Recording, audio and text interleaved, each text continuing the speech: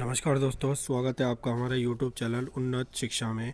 तो आज हम करने वाले हैं क्लास 12 का भुगतान शेष वाला जो पार्ट है, बैलेंस ऑफ पेमेंट्स वाला जो पार्ट है, उसके जितने भी इम्पोर्टेंट MCQ है वो हम इस वीडियो में करने वाले हैं। तो आइए हम शुरुआत करते हैं।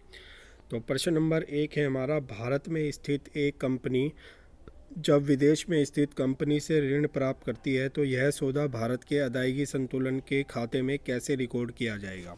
कहने का मतलब है कि ये सौदा जो है कहाँ पर रिकॉर्ड किया जाएगा। चालू खाते के क्रेडिट पक्ष में, चालू खाते के डेबिट पक्ष में, पूंजी खाते के क्रेडिट पक्ष में या फिर पूंजी खाते के डेबिट पक्ष में। तो देखिए, जब भारत में स्थित एक कंपनी विदेश में स्थित एक कंपनी से ऋण प्राप्त करेगी तो इसे पूंजी खाते के क्रेडिट पक्ष में दर्ज किया जाएगा। चलिए अब हम चलते हैं अगले प्रश्न की ओर। अगला प्रश्न है हमारा प्रश्न नंबर 2। ठीक है, प्रश्न नंबर 2 है हमारा, विदेशी विनिमय लेन देन सौदे जो अन्य विदेशी लेन देन पर निर्भर करते हैं कहलाते हैं। विदेशी विनिमय लेन देन जो अन्य विदेशी लेन देन पर निर्भर करते हैं क्या कहलाते हैं। चालू लेन देन, पूंजीगत लेन देन, स्वायत्त लेन देन या फिर समायोजित लेन देन। तो इन्हें क्या कहा जाता है, समायोजित लेन देन कहा जाता है। अगले प्रश्न की ओर चलते हैं। अगला प्रश्न है हमारा, अदायगी संतुलन खाते में विदेशी विनिमय लेन देन जो विदेशी लेन देन पर निर्भर है कहलाते हैं। तो देखिए, वहाँ पे था हमारा विदेशी विनिमय लेन देन, जबकि यहाँ पे अदायगी संतुलन खाते में विदेशी विनिमय लेन देन जो विदेशी लेन देन पर निर्भर है क्या कहलाते हैं। तो देखिए, ये हमारे क्या कहलाते हैं, ये हमारे कहलाते हैं स्वायत्त लेन देन। बी हमारा इसका सही उत्तर हो जाएगा। प्रश्न नंबर 4 की ओर चलते हैं। प्रश्न नंबर 4 है हमारा, अदायगी संतुलन घाटा आधिक्य है। अदायगी संतुलन घाटा आधिक्य हमारा क्या है।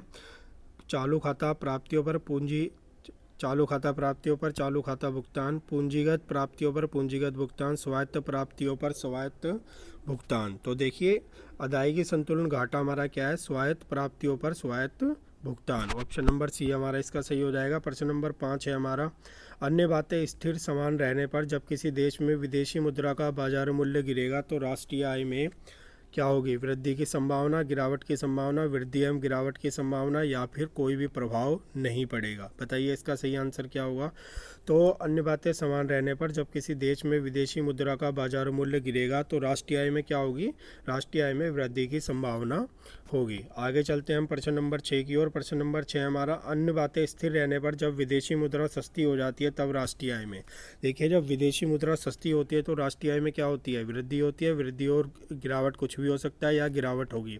तो देखिए, जब अन्य बातें समान रहने पर विदेशी मुद्रा सस्ती हो जाती है तब राष्ट्रीय आय में क्या होती है, गिरावट होती है। ऑप्शन सी हमारा इसका सही उत्तर हो जाएगा। आगे चलते हैं। प्रश्न नंबर 7 है हमारा, अन्य बातें समान रहने पर जब विदेशी मुद्रा सस्ती हो जाती है तो राष्ट्रीय आय पर प्रभाव पड़ने की संभावना है। जब विदेशी मुद्रा सस्ती होगी तो राष्ट्रीय आय पर क्या संभावना, राष्ट्रीय आय पर क्या प्रभाव पड़ने की संभावना है। सकारात्मक प्रभाव होगा, नकारात्मक प्रभाव होगा या फिर सकारात्मक और नकारात्मक दोनों प्रभाव हमारे हो सकते हैं। तो देखिए, जब विदेशी मुद्रा सस्ती हो जाती है तो राष्ट्रीय आय पर प्रभाव पड़ने की संभावना क्या है, नकारात्मक प्रभाव उस पर पड़ता है। आगे चलते हैं। आगे हमारा प्रश्न नंबर 8। ठीक है, प्रश्न नंबर 8 है हमारा, एक मुद्रा की कीमत विदेशी मुद्रा के संबंध में मांग एवं पूर्ति की शक्तियों द्वारा निर्धारित की जाती है, यह कहलाती है। देखिए, जब विदेशी मुद्रा की कीमत विदेशी मुद्रा के संबंध में मांग व पूर्ति की शक्तियों द्वारा निर्धारित होती है तो उसे क्या क्या कहा जाता है। तो देखिए, उसे कहा जाता है लचीली विनिमय दर, फ्लेक्सिबल एक्सचेंज रेट उसको कहा जाता है। और जब ये सरकार द्वारा निर्धारित की जाती है तब इसको क्या कहा जाता है, तब इसको कहा जाता है स्थिर विनिमय दर। चलिए आगे चलते हैं। आगे हमारा प्रश्न नंबर 9। प्रश्न नंबर 9 है, वह विनिमय दर जिस पर मांग विदेशी मुद्रा की आपूर्ति के बराबर होती है कहलाती है। जिस पर मांग विदेशी मुद्रा की मांग और विदेशी मुद्रा की पूर्ति जिस दर पर बराबर होती है उसे क्या कहा जाता है, संतुलन दर, विनिमय की बराबर दर, विनिमय की असमान दर, उपरोक्त सभी। तो देखिए, विनिमय की वह दर जिस पर मुद्रा की मांग और आपूर्ति बराबर होती है उसे क्या कहा जाता है, संतुलन दर कहा जाता है। ये हमारा इसका सही उत्तर हो जाएगा। आगे चलते हैं। प्रश्न नंबर 10 है, विदेशी विनिमय की मांग तथा विनिमय दर के बीच क्या संबंध है। विदेशी विनिमय की मांग तथा दर के बीच क्या संबंध है। तो देखिए, विदेशी विनिमय की मांग और दर के बीच में क्या है, प्रत्यक्ष संबंध है। प्रत्यक्ष संबंध का अर्थ होता है एक बढ़ेगा तो दूसरा बढ़ेगा और एक घटेगा तो दूसरा घटेगा। प्रश्न नंबर 11 है हमारा, विदेशी विनिमय की पूर्ति तथा विनिमय दर के बीच क्या संबंध है। अभी मांग के बीच में संबंध पूछा था, पूछा है विनिमय दर की, विदेशी विनिमय की पूर्ति तथा विनिमय दर के बीच में क्या संबंध है। तो देखिए विदेशी विनिमय की पूर्ति तथा विनिमय दर के बीच में कैसा संबंध होता है, विपरीत संबंध होता है, यानी एक बढ़ेगा तो दूसरा घटेगा और दूसरा घटेगा तो एक बढ़ेगा। आगे चलते हैं, अगला प्रश्न है हमारा, निम्नलिखित में से कौन से वर्गों में व्यापार संतुलन के आर्थिक सौदों को दर्शाया जाता है। व्यापार संतुलन के आर्थिक सौदों को कहाँ पर दर्शाया जाता है, तो देखिए एक बात हमें पता है कि व्यापार संतुलन में जो है वस्तुओं के आयात निर्यात को शामिल किया जाता है। तो इसमें क्या शामिल होता है, केवल दृश्य मदों को व्यापार संतुलन में शामिल किया जाता है। आगे चलते हैं हम, आगे है हमारा प्रश्न नंबर 13, निम्नलिखित में से कौन बीओपी सौदों में ग्रस्त के रूप में सम्मिलित नहीं होते। जो बीओपी है, बैलेंस ऑफ पेमेंट है, उसके सौदों में ग्रस्त यानी घरेलू के रूप में कौन सा सम्मिलित नहीं होता, फर्म, सरकारी एजेंसी, विदेशी सैन्यकर्मी या फिर व्यक्तिगत। तो देखिए बीओपी सौदे में गिरस्त के रूप में क्या शामिल नहीं होंगे, विदेशी सैन्यकर्मी जो है शामिल नहीं होंगे। आगे चलते हैं, प्रश्न नंबर 14 है हमारा, निम्नलिखित में से कौन सा आदायगी संतुलन का घटक नहीं है। कौन सा जो है बैलेंस ऑफ पेमेंट का घटक नहीं है। देखिए चालू खाता बैलेंस ऑफ पेमेंट का घटक है, ठीक है, व्यापार शेष भी घटक है, पूंजीगत घाटा भी घटक है, नाममात्र घाटा जो है अदायगी संतुलन बैलेंस ऑफ पेमेंट का घटक नहीं है। प्रश्न नंबर 15 है हमारा, वस्तुओं के आयात और निर्यात को जाना जाता है। वस्तुओं के आयात और निर्यात को किस नाम से जाना जाता है, तो देखिए वस्तु और आयात के निर्यात को दृश्य मद और व्यापारिक माल या फिर अदृश्य मद। तो देखिए जो हमारे वस्तुओं के आयात निर्यात है उनको किस नाम से जाना जाता है, उनको जाना जाएगा दृश्य मद और अदृश्य मद। ठीक है, क्या है, दृश्य मद और अदृश्य मद। तो डी हमारा इसका सही उत्तर हो जाएगा। आगे चलते हैं हम, अगला प्रश्न है हमारा, वस्तुओं के आयात और निर्यात को जाना जाता है। ठीक है, वस्तुओं के आयात और निर्यात को जाना जाता है। तो यहाँ पे अभी जो हमने प्रश्न नंबर 15 किया था, इसमें वस्तुओं के आयात निर्यात को जाना जाता है। ठीक है, तो वस्तुओं के आयात निर्यात को हम क्या मानते हैं, वस्तुओं के आयात निर्यात को हम दृश्य मद मानते हैं। क्या मानते हैं, दृश्य मद मानते हैं। प्रश्न नंबर 16 था हमारा वस्तुओं, तो यहाँ पे वस्तुओं नहीं है, यहाँ पे क्या है, यहाँ पे हमारा सेवाओं। ठीक है, तो सेवाओं के आयात निर्यात को क्या माना जाता है, सेवाओं के आयात निर्यात को अदृश्य मद माना जाता है। अगले प्रश्न की ओर चलते हैं, प्रश्न नंबर 17 है हमारा, निम्नलिखित में से बीओपी का एक घटक है। इनमें से कौन सा बीओपी का एक घटक है, एसबीआई में चालू खाता, बचत खाता, पूंजीगत खाता या फिर इनमें से कोई नहीं। तो देखिए बीओपी का घटक क्या है हमारा, बीओपी का घटक है हमारा पूंजीगत खाता, सी हमारा सही उत्तर हो जाएगा। आगे चलते हैं हम, प्रश्न नंबर 18 है हमारा, विदेशी मुद्रा की मांग होती है घरेलू गृहस्थों द्वारा आयात के लिए, विदेश में गंतव्य विवाह के लिए, विदेशी देशों की यात्रा के लिए, उपरोक्त सभी। तो देखिए विदेशी मुद्रा की मांग हमारी घरेलू गृहस्थों द्वारा आयात के लिए भी होगी, गंतव्य विवाह के लिए होगी, विदेशी देशों की यात्राओं के लिए, सभी के लिए जो है हमारी इसकी मांग होती है। आगे चलते हैं हम, प्रश्न नंबर 19 से हमारा, विदेशी विनिमय की आपूर्ति होती है। विदेशी विनिमय की आपूर्ति वस्तु और सेवाओं के निर्यात के लिए, देश में विदेशियों द्वारा निवेश के लिए, मुद्रों, डीलरों, सट्टेबाजों के लिए, उपरोक्त सभी। तो देखिए विदेश मुद्रा की आपूर्ति जो है क्या होती है, इन सभी के लिए होती है। ऑप्शन डी हमारा इसका सही हो जाएगा। प्रश्न नंबर 20 है, यदि $2 खरीदने के लिए 100 रुपये की जगह 150 रुपये देने पड़ते हैं तो क्या होगा, घरेलू मुद्रा का अवमूल्यन होता है, डॉलर का ह्रास होता है, आयात बिल को मंजूरी, आयात बिल के रुपये मूल्य में वृद्धि होती है, या फिर ए और बी दोनों। तो देखिए हमारा यहाँ पे क्या होगा, घरेलू मुद्रा का क्या होता है, अवमूल्यन होता है। ठीक है, घरेलू मुद्रा का क्या हो रहा है, अवमूल्यन हो रहा है, क्योंकि पहले हमें दो डॉलर खरीदने के लिए 100 रुपये की जगह क्या देने पड़ रहे हैं, 150 रुपये हमें देने पड़ रहे हैं, मतलब हमें ज़्यादा रुपए देने पड़ रहे हैं। तो घरेलू मुद्रा का क्या हो रहा है, अवमूल्यन हो रहा है। ठीक है, तो ए हमारा इसका क्या हो जाएगा, सही उत्तर हो जाएगा। आगे चलते हैं हम प्रश्न नंबर 21 की ओर। प्रश्न नंबर 21 है हमारा, अदायगी संतुलन का घटक है, यानी कि भुगतान संतुलन का घटक क्या है, चालू खाता, पूंजीगत खाता या फिर ए और बी दोनों। तो देखिए अदायगी संतुलन का घटक हमारा चालू खाता, पूंजी खाता दोनों है।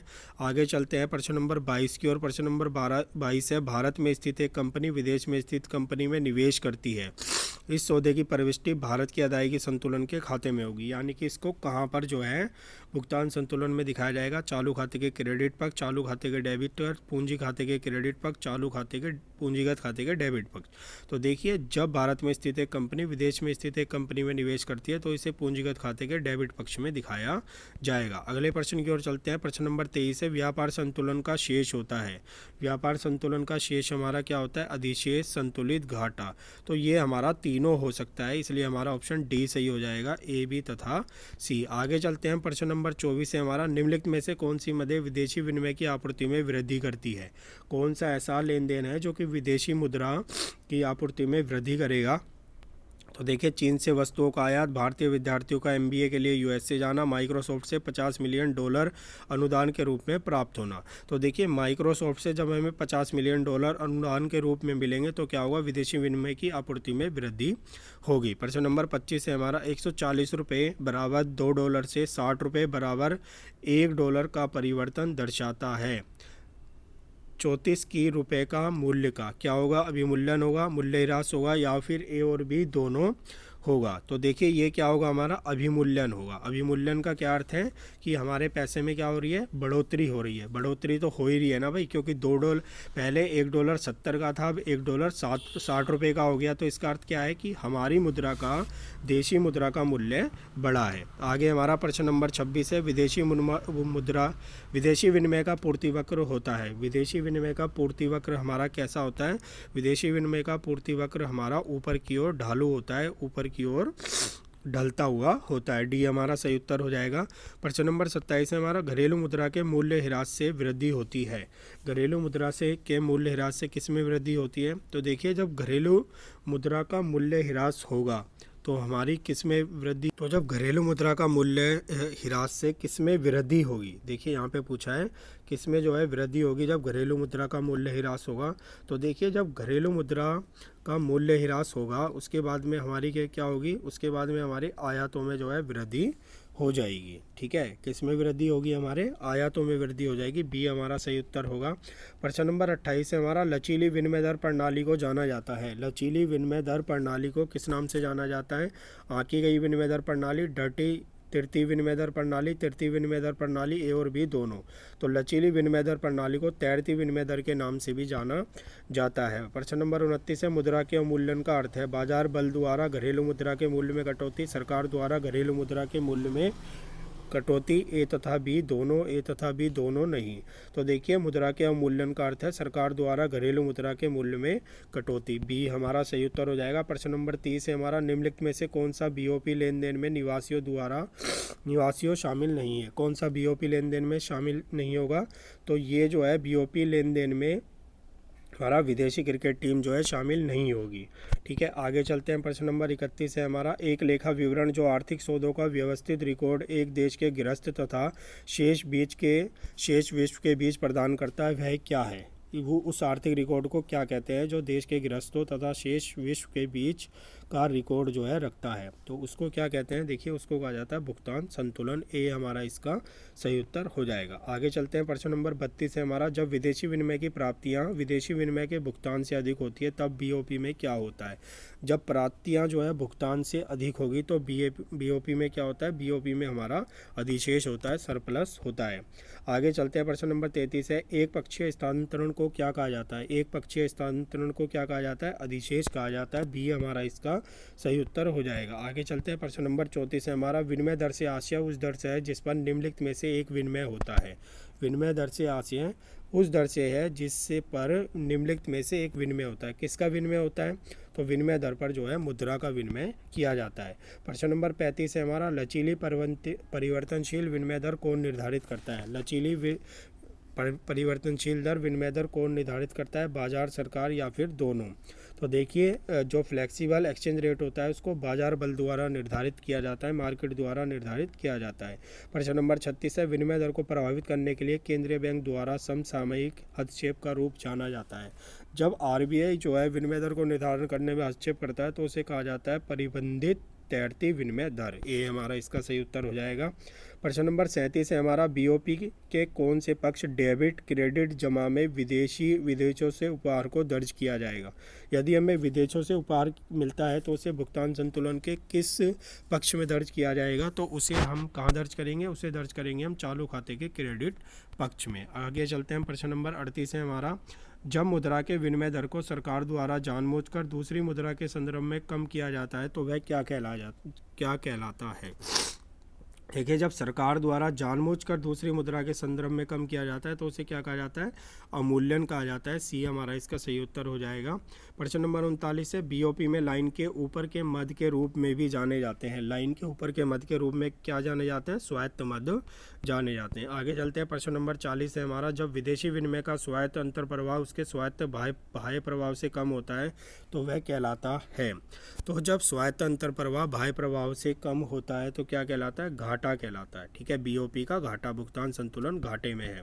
अगला है प्रश्न नंबर 41, यदि व्यापार संतुलन 400 करोड़ रुपए का घाटा दर्शाता है तथा आयातों का मान 1100 करोड़ रुपए है तो निर्यातों के मान की गणना कीजिए। तो देखिए, निर्यातों का मान हमारा कितना होगा? जब कुल व्यापार संतुलन 400 करोड़ है, आयातों का मान 1100 करोड़ है तो निर्यात कितने हो जाएंगे? 700 करोड़ हो जाएंगे। आगे चलते हैं। प्रश्न नंबर 42 है हमारा, अदायगी संतुलन अधिशेष है। अदायगी संतुलन अधिशेष हमारा क्या है? स्वायत्त भुगतान पर स्वायत्त प्राप्तियों को अदायगी संतुलन अधिशेष कहता है। मतलब भुगतान संतुलन जो है अधिशेष कब होता है? जब स्वायत्त भुगतानों पर स्वायत्त प्राप्तियों की संख्या जो है ज़्यादा हो, मात्रा ज़्यादा हो। अगला है हमारा, विदेशी मुद्रा के मूल्य ह्रास के कारण घरेलू अर्थव्यवस्था में विदेशी मुद्रा की आपूर्ति में क्या होगी?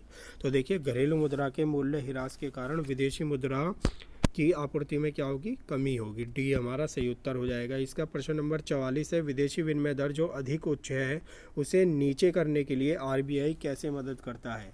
तो आरबीआई उसे नीचे करने के लिए कैसे मदद करता है? आरबीआई विदेशी मुद्रा की आपूर्ति में वृद्धि करता है, विदेशी विनिमय की मांग में वृद्धि करता है, आरबीआई सरकार से मुद्रा उधार लेता है, आरबीआई जनता से मुद्रा उधार लेता है। तो देखिए, जो विनिमय दर उच्च है उसे नीचे करने के लिए जो आरबीआई है वो विदेशी मुद्रा की आपूर्ति में वृद्धि कर देता है। आगे चलते हैं। प्रश्न नंबर 45 है, उस बाजार विनिमय दर प्रणाली का नाम बताइए जिसमें आरबीआई सक्रिय रूप से हस्तक्षेप करता है। तो उसे क्या कहते हैं? प्रबंधित तैरती विनिमय दर कहा जाता है। ठीक है, लचीली तैरती विनिमय दर क्या होती है? जिसमें बाजार मांग और पूर्ति के आधार पर जो है विनिमय दर निर्धारित होती है। स्थिर विनिमय दर क्या होती है? जिसे सरकार द्वारा निर्धारित किया जाता है। प्रश्न नंबर 46 है, विदेशों को उपहार तथा प्रेषण का रिकॉर्ड कहाँ किया जाता है? तो विदेशों को जो उपहार दिए जाते हैं उसका रिकॉर्ड कहाँ होता है? चालू खाते के नाम पक्ष में किया जाता है। प्रश्न नंबर 47 है हमारा, पूंजीगत वस्तु और मशीनरी का निर्यात दर्ज किया जाता है। तो पूंजीगत वस्तु और मशीनरी का निर्यात जो है कहाँ दर्ज किया जाता है? वो किया जाता है हमारा चालू खाते के जमा पक्ष में। बी हमारा सही उत्तर हो जाएगा। आगे चलते हैं। प्रश्न नंबर 48 है, विदेशी संस्थागत निवेश कहलाते हैं। विदेशी संस्थागत निवेश क्या कहलाते हैं? पोर्टफोलियो निवेश कहलाते हैं। प्रश्न नंबर 49 है हमारा, कि निम्नलिखित में से पहचानिए कौन सा मद चालू खाते में सम्मिलित होगा। तो देखिए, चालू खाते में कौन कौन से सम्मिलित हो जाएंगे? यहाँ पर दिया है निर्यात, आयात, अदृश्य विकल्प, एक पक्षीय स्थानांतरण। एक पक्षीय स्थानांतरण। तो देखिए, इसमें से जो ये चारों है, निर्यात, आयात, अदृश्य विकल्प, एक पक्षीय स्थानांतरण, चारों ही कहाँ शामिल किए जाएंगे? चालू खाते में ये सब शामिल होंगे। तो डी हमारा इसका सही उत्तर हो जाएगा। आगे चलते हैं।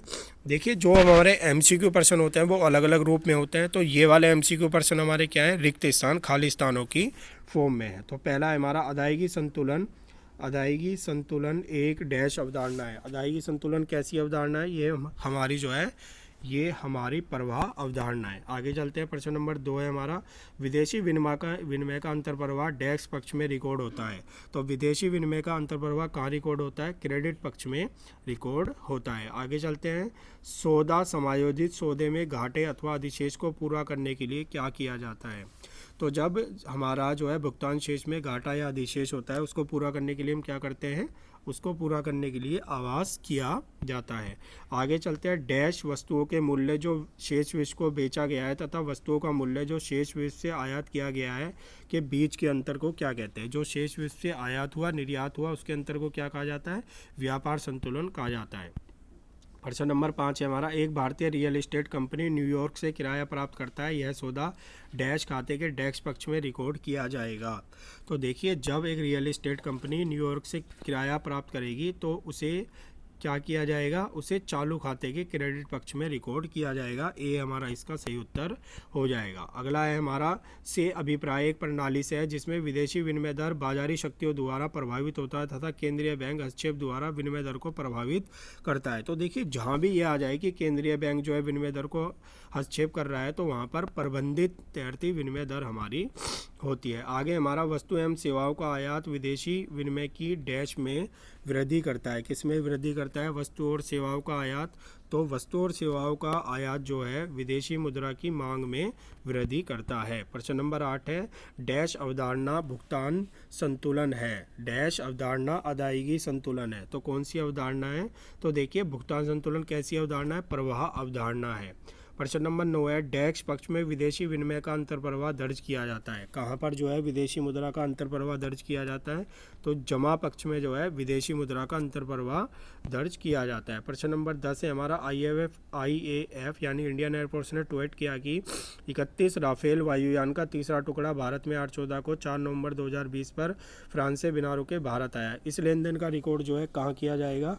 तो देखिए इस लेन देन का रिकॉर्ड जो है पूंजीगत खाते के नाम पक्ष में किया जाएगा। आगे चलते हैं। प्रश्न नंबर 11 है हमारा, एक भारतीय कंपनी ने एक कंपनी विदेश में स्थित है से ऋण लिया। इन सौदों का रिकॉर्ड, एक भारतीय कंपनी ने विदेश में स्थित कंपनी से एक ऋण लिया तो उसका कहाँ किया जाएगा? तो पूंजीगत खाते के नामे पक्ष में इसको जो है किया जाएगा। आगे हमारा प्रश्न नंबर 12, कुवैत से ऑक्सीजन सिलेंडर की आपूर्ति भारत सरकार को भुगतान संतुलन के पक्ष में रिकॉर्ड किया जाएगा। कुवैत से ऑक्सीजन सिलेंडर की आपूर्ति को कहाँ पर दिखाया जाएगा? तो इसे दिखाया जाएगा नाम पक्ष में, ठीक है, भुगतान संतुलन के नाम पक्ष में इसको रिकॉर्ड किया जाएगा। नेक्स्ट है हमारा प्रश्न नंबर 13, पूंजी अंतर प्रवाह तथा FDI जो BOP के चालू खाते के घाटे को पूरा करने के लिए किया गया है, डैश सौदे कहलाते हैं। क्या कहलाते हैं वे? तो वे कहलाते हैं समायोजित सौदे जो घाटे और अधिशेष को पूरा करने के लिए किए जाते हैं। रुपये का 18 पैसे से अवमूल्यन का अर्थ है, रुपये का 18 पैसे से अवमूल्यन का क्या अर्थ है? मूल्य ह्रास है, उसके मूल्य में कमी है। प्रश्न नंबर 15 है हमारा, भारत का चीन के साथ व्यापार घाटा 2019-20 में 48.66 बिलियन गिर गया। चीन से आयात में डैश होना इसका कारण है। तो क्या है? चीन से आयात में कमी होना इसका मुख्य कारण है। नेक्स्ट प्रश्न है आपका, देखिए सत्य अथवा असत्य कथन पर आधारित। तो ये भी हमारा MCQ का एक रूप है, ठीक है। तो निम्नलिखित में से कौन सा कथन असत्य है, कौन सा इसमें से फॉल्स है? तो देखिए सेवाओं का निर्यात और आयात अदृश्य व्यापार कहलाता है, सही है हमारा। पूंजीगत वस्तुओं के निर्यात और आयात को पूंजीगत खाते में शामिल किया जाता है। पूंजीगत वस्तुओं के आयात और निर्यात को पूंजीगत खाते में शामिल किया जाता है। तो देखिए ये क्या है हमारा? ये हमारा गलत है, क्योंकि जितनी भी वस्तु और सेवाओं का आयात और निर्यात है वो हमारा कहाँ दर्ज किया जाता है?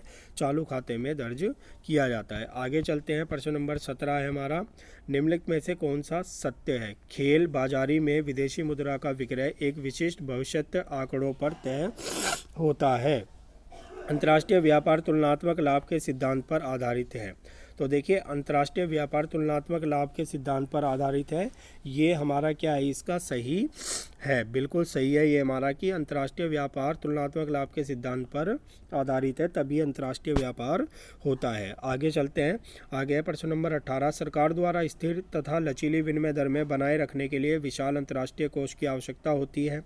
स्थिर विनिमय दर प्रणाली के अंतर्गत प्रत्येक देश अपनी मुद्रा का मूल्य कुछ बाह्य मानकों के रूप में तय करता है। तो देखिए असत्य छांटना है इसमें से। तो पहला ही हमारा असत्य है कि सरकार द्वारा स्थिर तथा लचीले विनिमय दर बनाए रखने के लिए विशाल अंतर्राष्ट्रीय कोष की आवश्यकता होती है, जबकि लचीली विनिमय दर में क्या होता है? सरकार का कोई भी हस्तक्षेप नहीं होता, विदेशी मुद्रा की मांग एवं पूर्ति द्वारा जो है विनिमय दर निर्धारित होती है। अगला प्रश्न है हमारा, निम्नलिखित में से कौन सा असत्य है? तो देखिए स्वायत्त मदों को रेखा के ऊपर के मत कहा जाता है, सही है। मशीनों का आयात निर्यात भुगतान संतुलन के चालू खाते में रिकॉर्ड किया जाता है। कार्यालय कोष सौदों को भुगतान संतुलन के समायोजित पक्ष पर तौर किया जाता है। व्यापार घाटा अर्थव्यवस्था के लिए सदैव ही चिंता का विषय, ये हमारा इसमें असत्य है कि सदैव ही चिंता का विषय है। देखिए यदि आपको वीडियो अच्छा लग रहा हो, तो मेरे क्वेश्चन अच्छे लग रहे हो, तो आप इस चैनल को सब्सक्राइब कीजिए और वीडियो को अपने क्लासमेट्स और फ्रेंड्स के साथ शेयर कीजिए। आगे चलते हैं हम। आगे हमारा कथन आधारित वस्तुनिष्ठ, तो ये हमारे कथन आधारित वस्तुनिष्ठ प्रश्न है, या MCQ है, ठीक है। इसमें क्या किया है? आपको 2 कथन दिए गए हैं और आपको बताना है कि कौन सा सही है और कौन सा गलत है। और सही और गलत बताने के लिए क्या किया गया है? देखो यदि दोनों कथन हमारे सत्य है तो ऑप्शन ए हमारा सही होगा, और दोनों असत्य है तो ऑप्शन बी हमारा सही होगा। और यदि कथन एक सत्य है और 2 असत्य है तो हमारा सी होगा। और डी कथन 2 सत्य है और 1 असत्य है तो हमारा ऑप्शन क्या होगा? डी होगा, ठीक है। तो इस तरीके से हम इसको करेंगे। तो आइए हम इसकी शुरुआत करते हैं। देखिए तो पहला प्रश्न है हमारा इसमें, कथन एक है, वस्तुओं के आयातों के लिए भुगतान नकारात्मक पक्ष में तथा निर्यातों से प्राप्त प्राप्तियों को सकारात्मक पक्ष में दर्शाया जाता है। बिल्कुल सही है, वस्तुओं के आयातों के लिए भुगतान नकारात्मक पक्ष में तथा निर्यातों से प्राप्त प्राप्तियों को सकारात्मक पक्ष में दर्शाया जाता है। इन दृश्य आयातों और निर्यातों का शेष भुगतान संतुलन कहलाता है। कह रहा है दृश्य आयातों और निर्यातों का भुगतान शेष जो है वो संतुलन कहलाता है। तो ये हमारा क्या है, गलत है। तो जब पहला सही है और दूसरा गलत है तो हमारा सी ऑप्शन इसका सही हो जाएगा। आगे हमारा दो में कथन एक है हमारा, अदायगी संतुलन शेष विश्व के साथ आर्थिक लेन देन के कारण विदेशी मुद्रा के अंतर प्रवाह और बहिर्प्रवाह के बीच का अंतर है। तो ये हमारा बिल्कुल सही है। अगला है, एक देश सदैव बीओपी खाते को संतुलित करने का प्रयास करता है, चालू खाते में शेष पूंजी खाते के शेष के बराबर होता है। तो देखिए दोनों ही सही है, तो दोनों सही है तो हमारा कौन सा ऑप्शन सही होता है? जब दोनों सही होते हैं तो हमारा ऑप्शन ए सही होता है। आगे चलते हैं, प्रश्न नंबर 3 है हमारा, कथन एक है, व्यापार संतुलन भुगतान संतुलन का एक भाग है।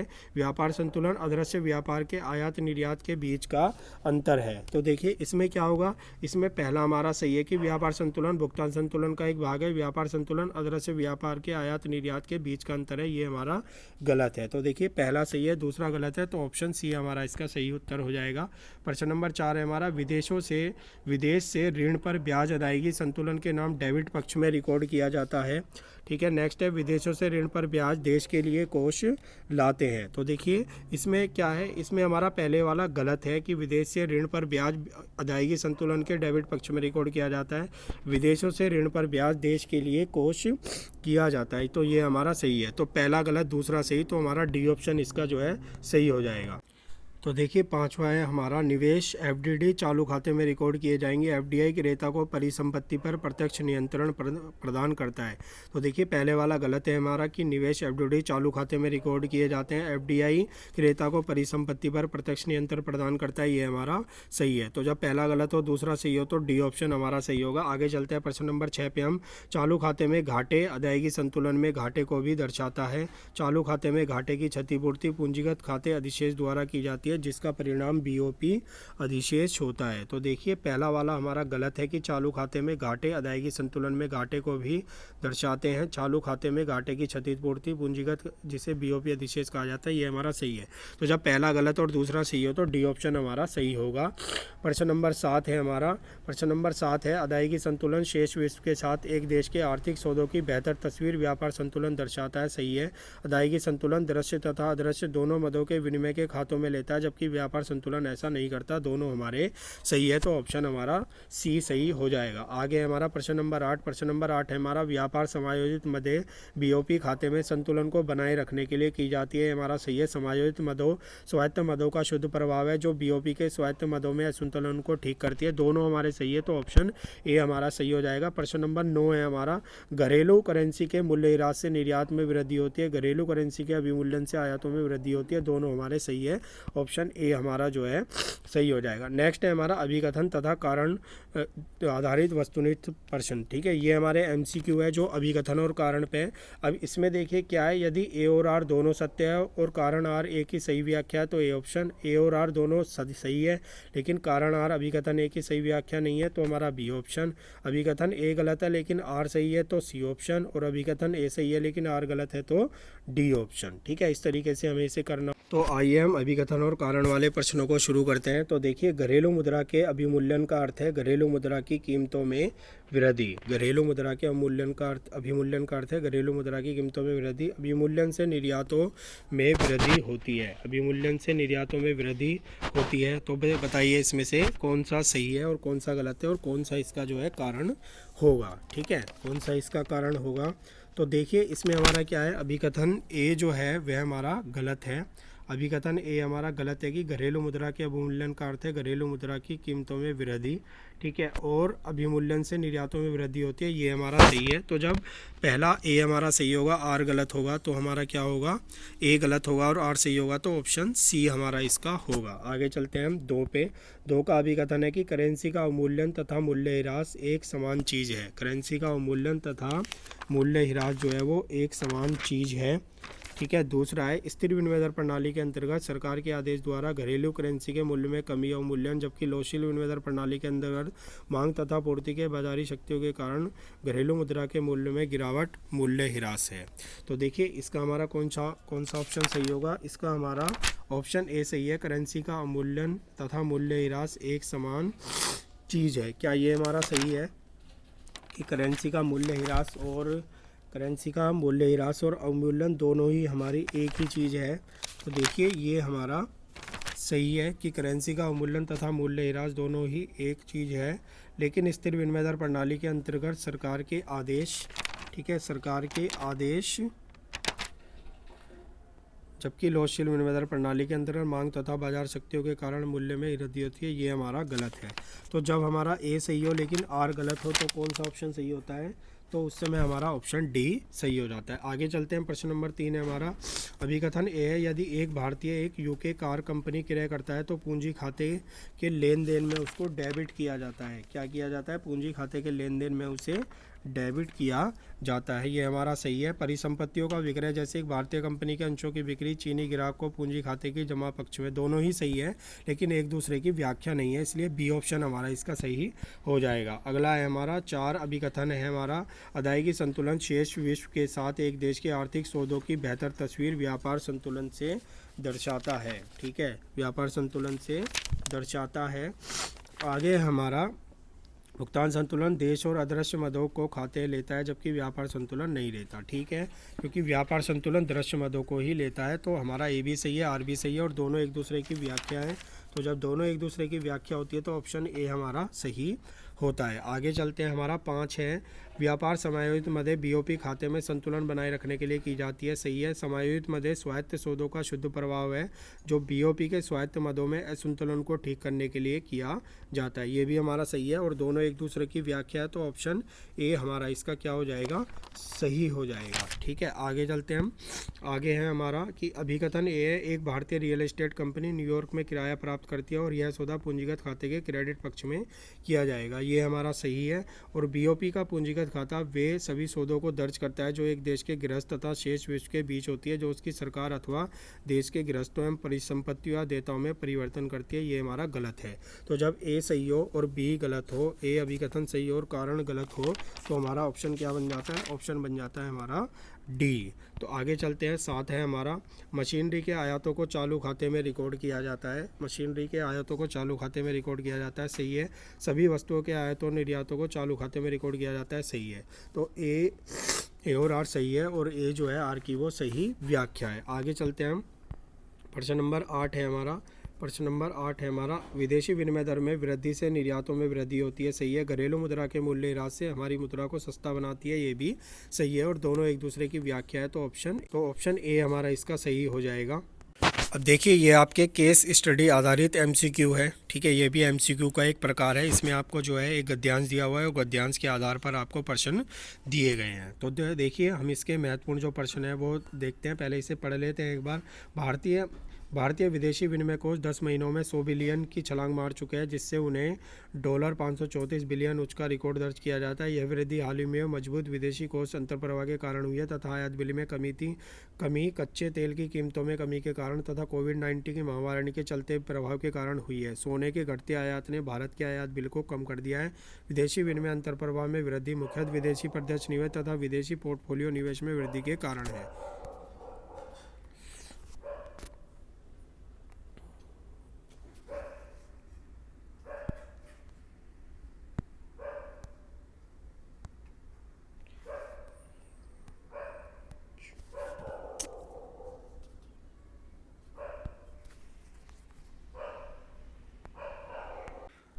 तो देखिए गद्यांश के आधार पर पहला प्रश्न है, सोने का आयात रिकॉर्ड किया जाएगा। सोने का आयात हमारा कहाँ रिकॉर्ड होगा? तो ये होगा चालू खाते के डेबिट पक्ष की ओर। प्रश्न नंबर 2 है हमारा इसका। सोने के आयात में कमी डैश से होगा। सोने में आयात की कमी से क्या होगा? सोने में आयात की कमी से हमारी मुद्रा का अभिमूल्यन होगा। अगला प्रश्न है, कच्चे तेल का आयात डैश लेन देन है। कच्चे तेल का आयात जो है वो कैसा लेन देन है? कच्चे तेल का आयात स्वायत्त लेन देन है। अगला है हमारा प्रश्न नंबर 4। सोने का आयात को आर्थिक लेन देन वर्गीकरण के अंतर्गत वर्गीकरण किया जाता है। क्या दृश्य मदों में उसको शामिल किया जाएगा? ठीक है।